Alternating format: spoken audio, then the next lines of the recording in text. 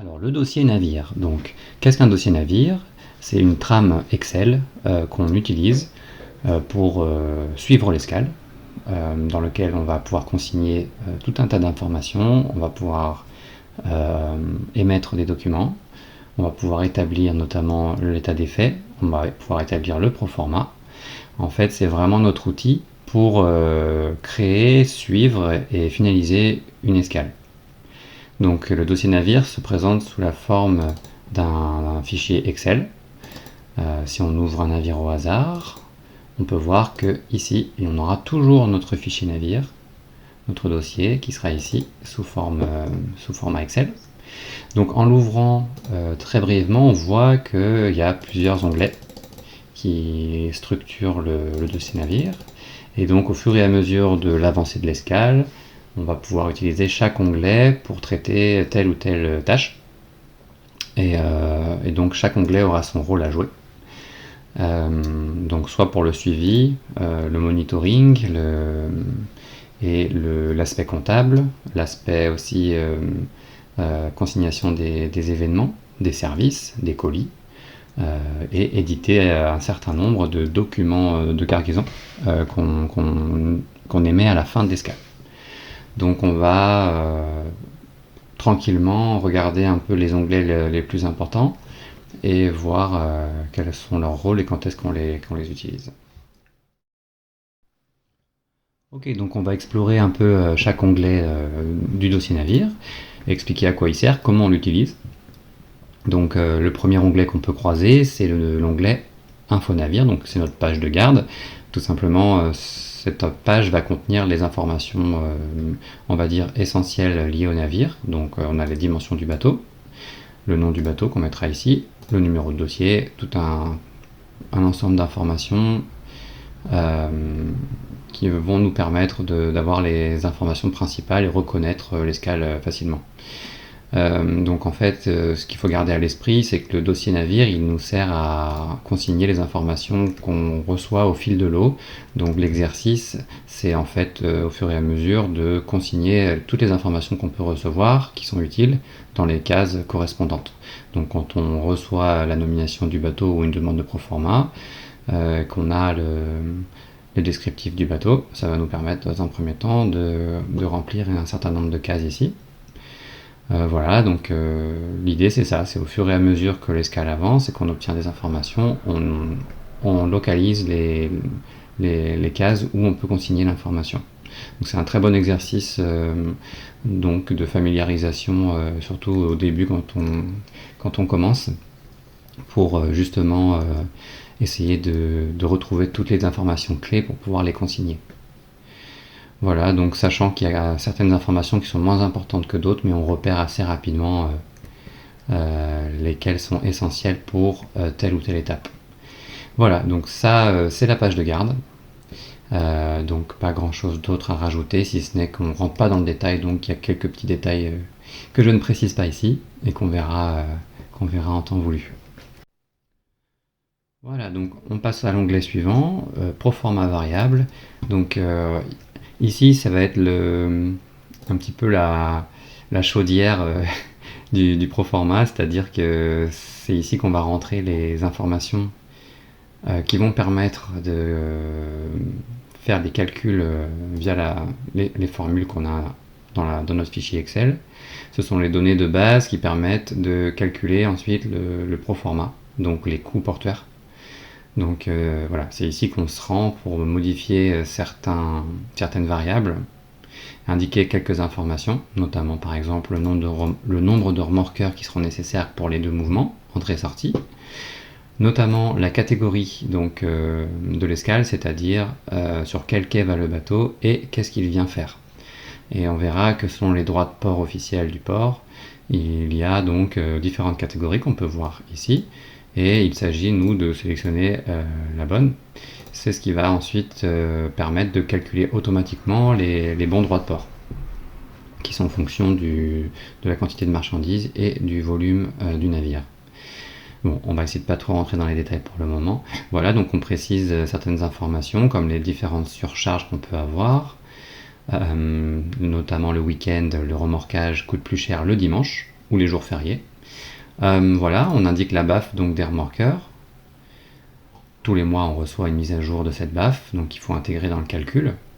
Et voilà un ensemble de cases qu'il faut ou non cocher. Généralement, elles sont déjà pré-cochées en fonction de la trame qu'on utilise, donc il n'y a pas forcément besoin de trop toucher à ça, sauf certains cas particuliers où il faudra cocher ou décocher. Voilà, en gros, voilà. Pour finir, il y a le courtage. Donc les catégories de courtage en fonction de la nature de la marchandise. On a une catégorie qu'il faut sélectionner et un tonneau qu'il faut spécifier. Donc que ce soit un import ou un export, on le spécifie donc soit en entrée, soit en sortie, et ça va influencer là le poste du courtage. Voilà, donc c'est les informations essentielles à modifier ici et dont il faut avoir connaissance. Alors le prochain onglet, on va y aller tout de suite, c'est le fameux Proforma, le PDA. Donc ce sont les coûts portuaires qui vont se calculer automatiquement grâce à notre fichier Excel, plus ou moins, quasiment totalement automatiquement, mais il y a voilà, quelques aspects où il faut être vigilant tout de même. Donc comment ça s'articule? Ce proforma déjà c'est quelque chose qu'on envoie généralement en amont d'une potentielle escale, que le navire soit fixé ou non. On peut nous demander des coûts portuaires pour évaluer un taux de fret en début de négociation. Donc on peut recevoir parfois plusieurs demandes de proforma qui ne mènent à rien. Soit l'affaire ne se fait pas, soit c'est un autre bateau qui est sélectionné, mais parfois on peut effectivement recevoir plusieurs demandes en succession. Donc c'est un travail qui demande un peu de temps et de concentration, c'est pour ça qu'on a mis au point donc un système qui utilise des formules qui se basent sur des tarifs officiels qu'on reçoit des prestataires, qu'on rentre nous ensuite dans le fichier Excel sur des feuilles qu'on cache en général pour pas trop polluer l'espace visuel. Mais en gros, voilà comment ça s'articule. Si on devait prendre les tarifs du remorquage, on part donc des tarifs officiels du remorquage pour en faire un tableau Excel qui va nous permettre ensuite au proforma de pointer sur les différents montants pour pouvoir calculer automatiquement le proforma ou le poste du remorquage ici en fonction des dimensions qu'on va mettre ici et du tonnage. C'est généralement ces éléments qui déterminent sur quelle tranche on va se situer pour chaque prestation. Comme on peut le voir ici, voilà, on a des tarifs qui sont progressifs en fonction de la taille du volume du bateau. Donc sans rentrer dans les détails, en fonction de la largeur ou du tirant d'eau du bateau pour le remorquage, ou plutôt pardon, de la largeur et de la longueur, ça va être les éléments qui vont déterminer sur quelle tranche on se basera. Voilà, donc c'est comme ça que ça fonctionne. Donc quand on va rentrer des données d'un navire, comme un exemple ici, eh bien quand on va dans l'onglet Proforma, la plupart des postes se mettent automatiquement parce qu'ils vont faire des pointages sur les différents feuillets de formules qu'on a créés et qu'on a tenu à jour. Ça c'est un point assez important, c'est qu'en fin d'année, quand on reçoit les nouveaux tarifs, il y a tout un travail de mise à jour des formules en termes de montant, mais aussi parfois en logique de facturation. Il peut y avoir des cas particuliers qui s'ajoutent, donc il faut les intégrer dans les formules. Et donc normalement, plus ou moins automatiquement, on va avoir un montant global qui va s'afficher assez rapidement une fois qu'on aura rentré les dimensions. Et une fois qu'on a ça et que c'est prêt, on remplit aussi l'entête en indiquant à qui on destine le mail, donc généralement c'est le nom de l'entreprise. Ensuite, le destinataire, donc c'est le département, ça peut être le nom d'une personne qui nous écrit aussi. Ensuite, le nom du bateau se met automatiquement parce qu'on l'aura rempli ici. Et ici, on précise la nature des opérations, chargement, déchargement, quantité et le quai. Et une fois qu'on a ça de près, on l'enregistre en PDF et on l'envoie donc au demandeur. Voilà. Ok, alors la checklist, le prochain onglet donc. Donc c'est un onglet qui va être très important pour nous et surtout un très bon exercice lorsqu'on débute ou qu'on reprend un dossier. parce qu'en fait c'est une feuille qui permet de vérifier que tous les aspects de l'escale sont bien vérifiés, qu'on n'a pas laissé de détails en flottement.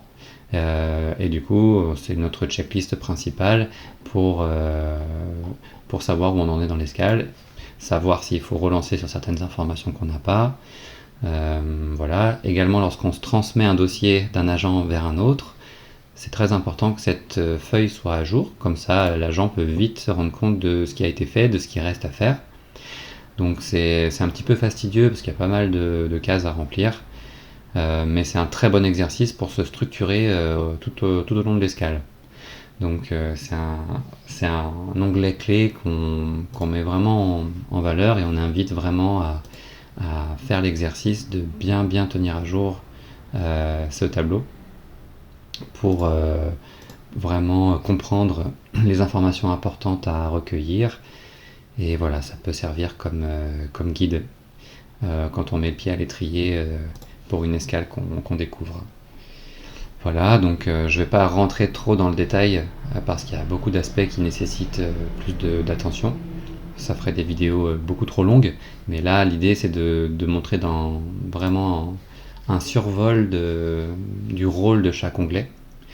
Donc l'idée qui est intéressant au début, c'est de regarder chaque élément et d'essayer de comprendre à quoi ça correspond, où est-ce qu'on peut trouver l'information, à quel moment on reçoit cette information, pourquoi elle est importante.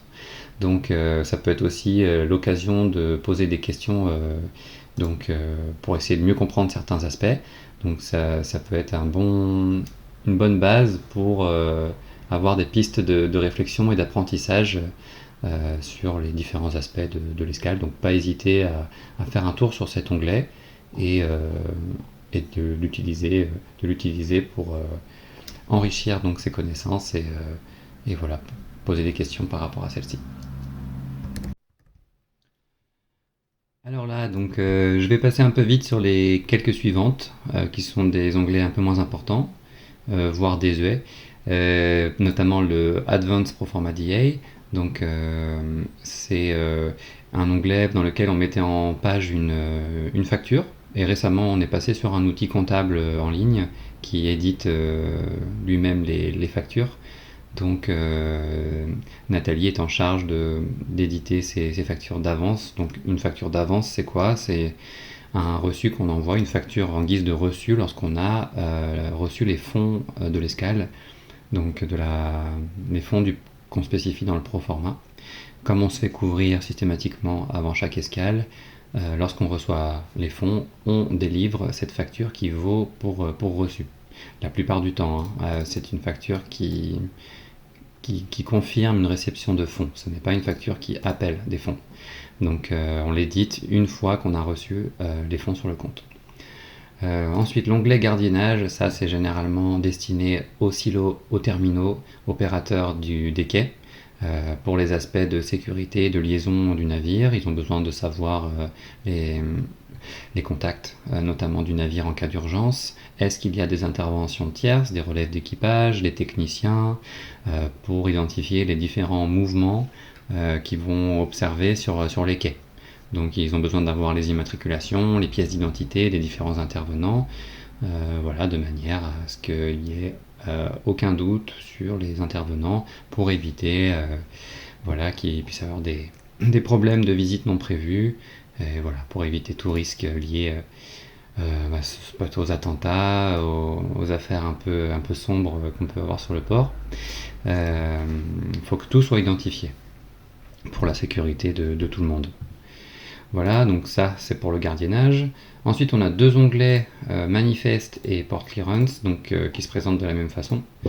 Donc ça c'est les documents qu'on va envoyer à la douane qui vont permettre d'identifier la nature de l'escale. Ils ont besoin d'avoir ce document pour comprendre ce que vient faire un bateau sur le port, qu'est-ce qu'il vient décharger ou charger, sachant que lorsqu'il vient décharger, on va déclarer la marchandise dans l'entrée, et lorsqu'il vient charger, on le déclarera dans la sortie. Donc ce qu'on appelle port clearance, c'est aussi le manifeste sortie.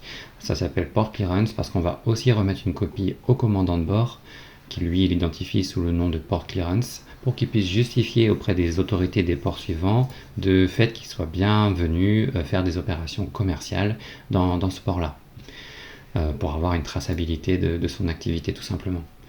Donc voilà, on rentre les informations lorsque le bateau est à quai, on obtient sur le site portuaire Swing une référence d'escale, un numéro qu'on va consigner ici et qui se répercutera automatiquement dans la sortie. Et ensuite, en fonction de ce qu'on aura mis dans la page de garde, tout ça, ça va se remplir automatiquement. En fait, la plupart, le document va grosso modo se faire tout seul. On vérifie juste les informations qui apparaissent. Et si tous les pointages sont bons, qu'on a bien rempli toutes les bonnes informations ici, tout se mettra correctement ici. Voilà pour ces quelques onglets. Ok, donc là on va passer au gros morceau. Donc en tout cas c'est l'onglet un des plus importants pour nous, qui nous prend pas mal de temps. Donc c'est le fameux SOF, donc l'état des faits. Qu'est-ce qu'un état des faits? C'est la pièce maîtresse pour l'agent, c'est-à-dire que ça concentre tous les événements, toutes les informations liées à la chronologie de l'escale. Donc les différents prestataires, affréteurs, armateurs qui lient un contrat donc vont s'appuyer sur ce document pour pouvoir faire le décompte du temps passé à quai, du temps de l'escale, et pouvoir donc négocier des potentiels retards par rapport au temps qui était attribué pour l'escale. Ils vont utiliser ce document qui va être divisé par l'ensemble des parties liées aux opérations, c'est-à-dire l'agent, le commandant et le représentant du shipper, généralement le silo ou le terminal. Donc qui vont, une fois signés, attester que tous les temps et les événements qui auront été consignés sont avérés, acceptés par les parties, et du coup ça devient contractuellement des événements qui sont intégrables dans le décompte du temps de planche. Donc c'est très important pour nous d'apporter un soin particulier à ce document, parce que c'est ce qui va faire gagner ou perdre de l'argent à nos clients notamment, et ou à l'armateur. Donc il est important au fur et à mesure de l'escale de bien consigner ces informations et de faire une relecture pour être sûr qu'il n'y a pas de faute de frappe et que tout est correct. Donc si on prend un exemple d'un bateau déjà pré-rempli, alors comment il s'organise et comment il s'articule ce SOF? Donc on va avoir trois parties principales. La première, ça va être les événements principaux de l'escale, du début jusqu'à la fin. La deuxième partie va regarder plus en détail les événements durant les opérations. Donc ça va être une partie assez importante qui va reprendre de manière successive, chronologique, chaque événement qui aura fait que les opérations vont être interrompues, s'il y a des problèmes techniques, s'il y a de la pluie, si on a des grèves, etc. Donc c'est à partir de ces informations qu'ils vont pouvoir déduire certaines périodes de la planche. Et la dernière partie s'attache aux différentes remarques qu'on pourra faire vis-à-vis de l'escale sur les éventuels retards importants. Voilà, en général, ça s'articule sur les délais avant l'accostage, généralement liés à la congestion, mais ça peut être d'autres facteurs, des délais liés aux opérations, et de l'attente avant l'appareillage. Voilà, donc c'est des sections où on précise un certain nombre d'éléments qui sont d'ordre à retarder l'escale, et en général, voilà, c'est important de les préciser de manière à bien circonstancier et bien expliquer des retards qui peuvent être en général assez importants. Voilà.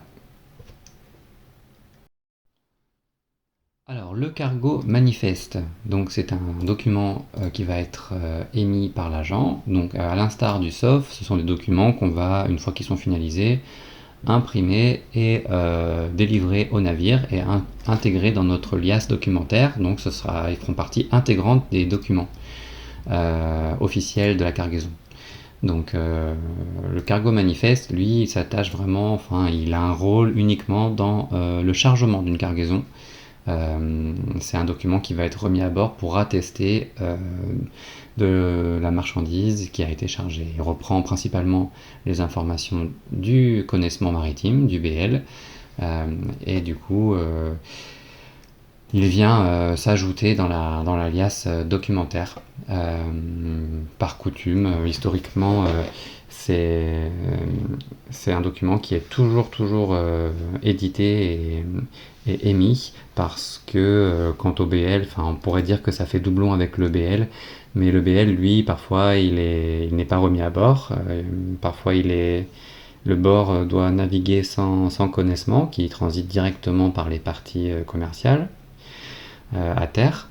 Et donc, par défaut, le navire aura son cargo manifeste émis par l'agent pour attester voilà, de la marchandise qu'il a chargée au port.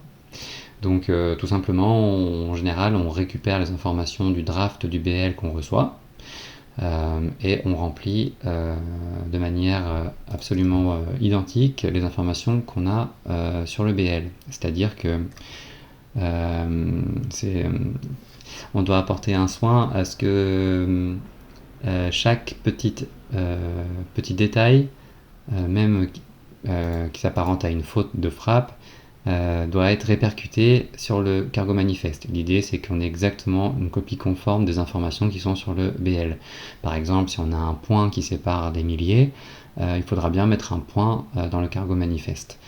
Si on met une virgule, et que dans le BL c'est un point notamment, eh bien, à partir du moment surtout où les documents transitent par les banques dans le cadre d'un crédit documentaire, on peut se retrouver bloqué, c'est-à-dire que le client peut ne pas recevoir son paiement à cause de documents qui sont pas conformes, qui sont pas raccords. Donc bien faire attention à ça.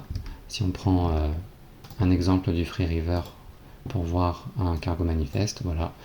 Donc c'est un document qui va reprendre toutes les informations qu'on peut voir sur le BL.